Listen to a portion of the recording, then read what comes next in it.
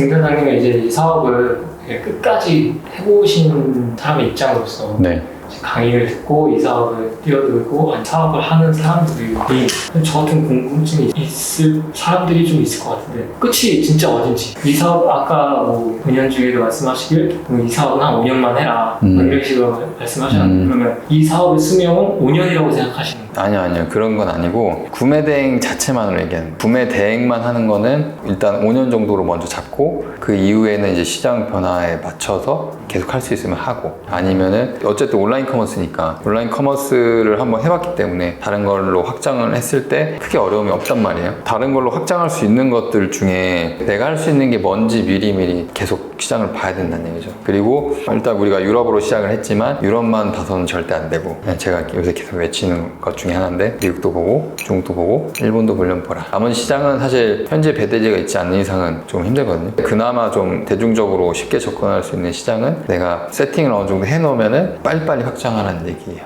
그래서 국가를 여러 개 들고 가잖아요. 내가 잘 팔고 있는 아이템이 갑자기 마진이 조금씩 계속 내려간다든지 아니면 뭔가 유행이 가서 안 팔리기 시작했을 때 계속 다른 시장들을 소싱해가지고 계속 추가할 수 있는 그게 베리에이션이 달라지잖아요. 그렇기 때문에 여러 시장을 계속 가져가면 좋은 게 그런 거예요. 중국도 막말로 지금 뭐 알리가 많이 치고 들어오긴 하지만 중국 상품 그리고 중국에서 운영되는 쇼핑몰에서 검색이 되는 그 키워드 자체가 우리랑 완전 방식이 달라요. 그렇기 때문에 같은 상품을 우리나라 방식에 맞는 상품명 키워드로만 바꿔서 판매를 해도 당연히 내게 더 노출이 될 수밖에 없는 거예요. 왜냐면 걔네는 키워드 막 다 때려 넣는단 말이에요. 말도 안 되는 거. 근데 사람들이 검색을 할 때 우리나라 사람 기준이면 우리 한국어에 맞는 절차로 검색을 할 거 아니에요. 생각하는 건 다르니까 키워드는 다르겠지만 그런 키워드를 제일 잘하는 건 우리란 말이에요. 그래서 중국도 하면 생각보다는 되게 쉽고 물론 타오바오랑 1688까지 들어가면은 좀 다르긴 하지만 그래서 유럽이랑 미국을 진짜 제대로 파면은 한도 끝도 없이 계속 나오긴 해요. 그리고 제가 구매 대행을 저처럼 10년이라고 얘기를 못하는 거는 고정적으로 병행 수입이든 중국 쪽이나 어디를 통해서 아니면 신규 브랜드를 내가 런칭해서 들고 오든 고정적인 매출을 만들 수 있는 루트를 계속 하나 둘씩 추가를 해놔야 그거를 기반으로 일단 밑바닥 쌓아두고 구매 대행은 건 바이 건을 보내는 거니까 구매 대행은 약간 보너스 수익까지는 아니긴 한데 어쨌든 중구난방으로 나가는 게 맞잖아요. 우리가 아이템 소싱을 많이 해서 계속 세팅을 하는 이유는 그 중에 뭐가 나갈지 모르는 거기 때문에 물론 그 중에 또 생각보다 잘 나가서 그걸 또 우리가 병행 수입을 할 정도로 많이 팔리는 걸 발견하면 병행 수입을 하는 거고 계속 알아서 돌아가는 매출을 만드는 과정을 꾸준히 해야 돼요. 그래서 그냥 구매 대행 우리가 흔히 아는 고객이 구매하면 하나씩 보내주는 이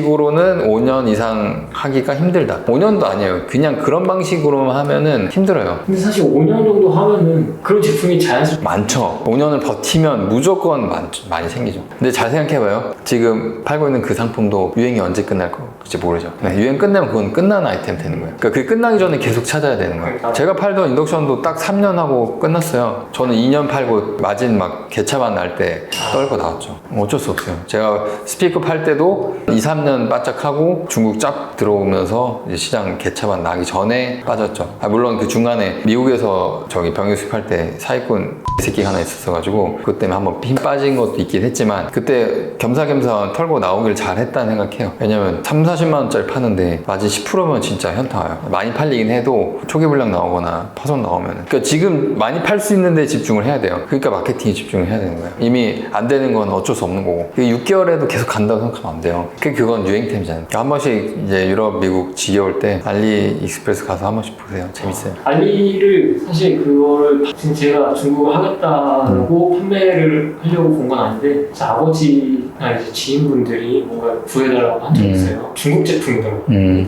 알리 보니까 있더라고요. 그게 약간 특이한 카테고리예요? 아니에요. 특이하지 특이하진 않고. 의리인데 매니아층이 있는 한국어로 쉽게 설명해보니까 맞아요. 편하긴 하더라고요.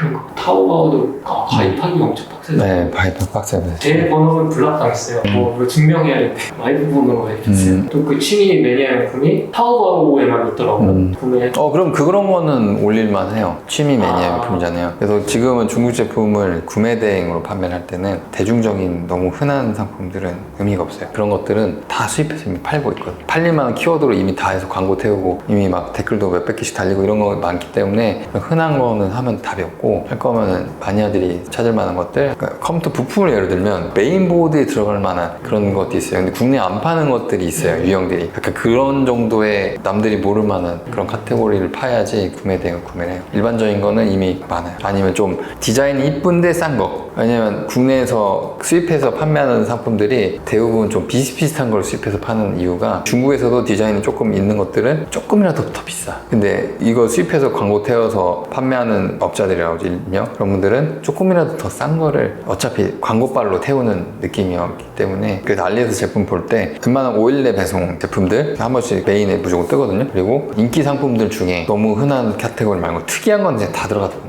지금 알리 가서 캠핑용품 올려봐야 아무 안 팔려. 국내도 이미 너무 후려치는 업체가 많아요. 그래서 유럽이랑 미국 하면서 편한 거는 일단 그 간을 보는 거는 알리가 그래서 편해요. 다 영어로 돼 있으니까 배송 페이지.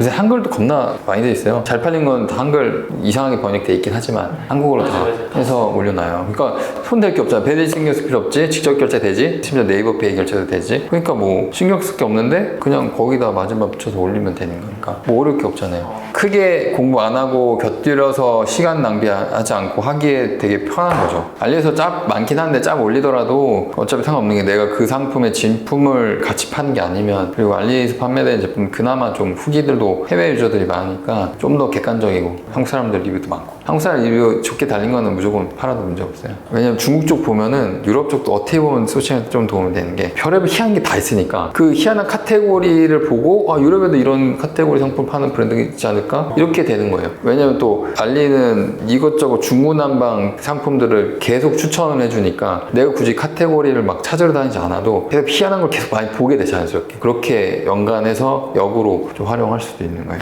일본도 브랜드 시장이니까 쉽죠. 확장하는 건. 일본도 베데치가 있어요. 베데지 찾아야죠. 네. 일본 처음 시작할 때는 라쿠텐, 아마존 재팬, 야후 재팬. 거기에 다 직배송이 되는데 안 돼요. 네.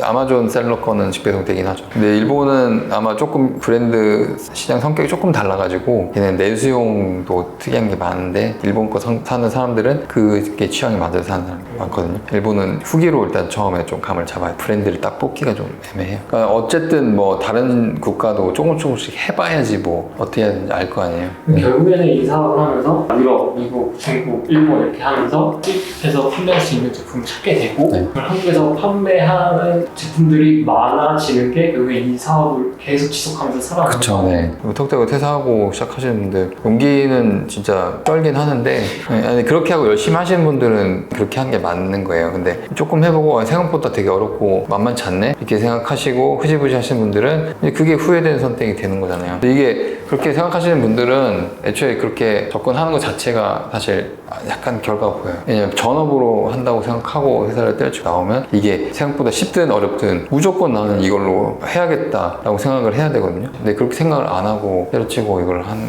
순간 사실 그거는 사업자가 되면은 깨어있는 동안에는 계속 일을 해야지 뭐 내게 만들잖아요. 누가 대신 안 해주는데 나와서 뭐 나는 회사 다니는 만큼만 일할 거야. 거기서부터 이미 끝나는 거예요. 부업으로 솔직히 1000, 2000 끌고 나가면 쭉 가면 그것도 저는 괜찮다고 생각해요. 1000에 20%만 해도 200 나오는데 200 추가로 나오는 게 어디예요? 저 이만한 부업이 없죠. 네, 네, 가만히 있으면 아무것도 안 나오는데. 근데 중국 하시는 분도 똑같아요. 우리 나왔던 저희 담비님도 중국 하루 종일 소식만 하루 종일 주말에도 하고 안 오는 날은 무조건 하고. 내 사업이고 결국에는 누가 해주지 않고 꼭 조그만 것도 다 내가 신경 써야 그럼요, 되는 네. 거기 때문에 절대 쉽지는 않더라고요. 자잘하게 생각하고. 아 근데 그렇게 하기 때문에 이 정도 나오는 거예요. 3개월밖에 안 되는데 솔직히 많이 나오는 편이에요 지금 다른 사장님들 대비. 1대1 컨설팅 하러 오시는 분들은 그래서 다 어느 정도 만들어 보시는 분들이 많고 가끔 소싱도 별로 안 한 상태에서 오셔가지고 좀 이런저런 뭐 고민만 얘기하시는 사장님들은 사실 좀 더 열심히 하셔야 되는 분들이, 물론 부업으로 하시다가 막히는 경우는 좀 그럴 수 있는데 전업으로 하는데 6개월인데 1000개 정도 하시고 다른 일 신경 계속 쓰시면서 뭐 이렇게 하면은 그대로 그냥 흐지부지 하다 끝나요. 그때 흐지부지 할 생각은 없고 계속해서 퇴사를 할 겁니다. 퇴사하면은 이제 또 오셔가지고 인터뷰에서 이제 퇴사 성공했다고 할만합니다 이러면서 이제